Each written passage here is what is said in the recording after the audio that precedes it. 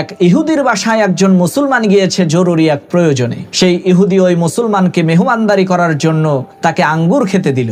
সুস্বাদু আঙ্গুরগুলো দেখে সেই মুসলমান লোকটি অত্যন্ত খুশি হয়ে সেই আঙ্গুরগুলো খাওয়া আরম্ভ করলো। তার আঙ্গুর খাওয়ার দৃশ্য দেখে সেই ইহুদি একটি মদের বোতল এনে তার হাতে দিয়ে বলল, ভাই এটা খান, এটা আরো বেশি মজা।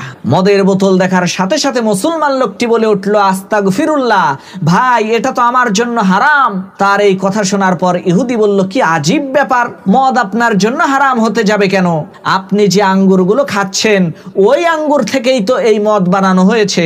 আঙ্গুর যদি আপনার জন্য হালাল হয় তাহলে এই মদ কেন আপনার জন্য হারাম হতে যাবে? এই বিষয়টা তো বুঝলাম না। ইহুদি লোকটির এই কথা শোনার পর ওই মুসলিম লোকটি বলে উঠল, ভাই শোনেন, আপনার স্ত্রী আপনার জন্য হালাল, কিন্তু ওই স্ত্রীর পেট থেকেই জন্ম নেওয়া আপনার আদরের মেয়েটা আপনার জন্য হারাম।